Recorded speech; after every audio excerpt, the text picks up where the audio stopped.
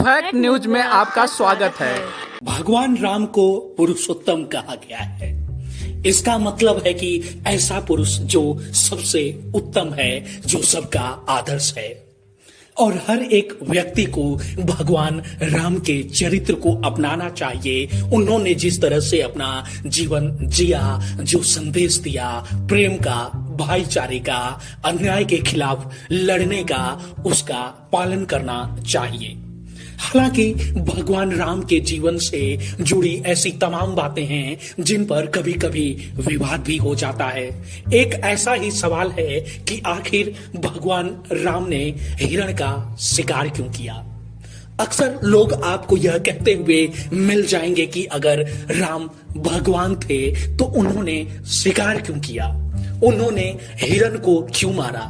आखिर जिस व्यक्ति को पुरुषोत्तम कहा गया है, जिसे भगवान माना गया है, वह किसी निर्दोष का शिकार कैसे कर सकता है, किसी बेगुनाह की जान कैसे ले सकता है।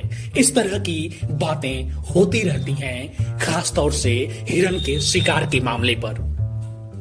इस सवाल का जवाब कथावाचिका जया किशोरी देती हैं। आप जानते हैं कि जया किशोरी जानी मानी कथावाचिका हैं। वह आध्यात्म से जुड़े विषयों पर बात करती हैं, प्रवचन देती हैं। साथ ही उनकी एक पहचान मोटिवेशनल स्पीकर के तौर पर भी है और वो छात्रों से भी बात करती हैं, युवाओं के समसामयिक मुद्दों पर भी चर्चा करती हैं और उन्हें राह दिखाती हैं। जया किशोरी का एक वीडियो क्लिप सामने आया है। किशोरी जी इसमें कहती हैं कि अगर कोई बात मुझे किताब में जो लिखी हुई है वह भी ठीक नहीं लगती है तो मैं उससे संतुष्ट नहीं होती हूं। इसके बाद तो मैं अपनी रिसर्च शुरू कर देती हूं। जैसे अगर कहीं किताब में लिखा है कि भगवान राम ने हिरण का शिकार किया, उन्होंने हिरण को मारा, और लोग यही बात कहते हैं कि ये चीज तो किताब में भी लिखी है कि भगवान राम हिरण का शिकार करते हैं और आकर अपने पिता दशरथ को बताते हैं कि मैंने ऐसे ऐसे जो है हिरण का शिकार किया, उसे मारा।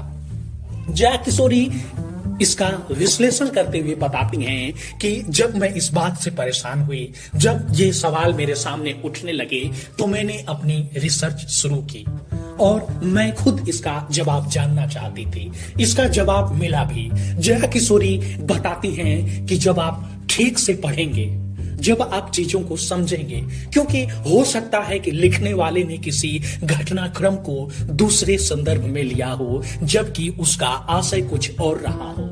तो जहां तक भगवान राम के हिरण का शिकार करने की बात है तो उसके पीछे जो है वहां पर एक शब्द मिलता है, पावन। इसका तात्पर्य यह है कि भगवान राम ने केवल उन्हीं का शिकार किया, उन्हीं को मारा जो श्रापित थे, जो लोग श्रापित थे और जिन्हें यह श्राप मिला था कि उनकी मुक्ति जो है भगवान के हाथों से मृत्यु होने पर ही हो सकती है। भगवान राम ने इस तरह से किसी बेगुनाह की जान नहीं ली, बल्कि जो विधि का विधान था, जो यह तय था कि अगर उस श्रापित शख्स को मुक्ति चाहिए तो फिर उसका वध जो है वो भगवान राम के हाथों होगा। और हिरण के मामले में भी यही बात सामने आती है। इसलिए जो लोग भी इस तरह का तर्क देते हैं कि भगवान राम ने शिकार किया, हिरण को मारा, किसी बेगुनाह की जान ली, वो तो उनकी ये जो बातें हैं एकदम बेबुनियाद हैं। उन्होंने चीजों को गलत तरीके से जो है पेश किया है। भगवान राम कभी अन्याय नहीं कर सकते, इस पर कभी जो है बेगुनाह के साथ नाइंसाफी नहीं कर सकते। इसलिए चीजों को समझना चाहिए और सही ज्ञान लेना चाहिए, न कि कुछ कही सुनी बातों पर हमें विश्वास करके अधर्म से जुड़ें या फिर अधर्म की बातों को मानना शुरू कर दें।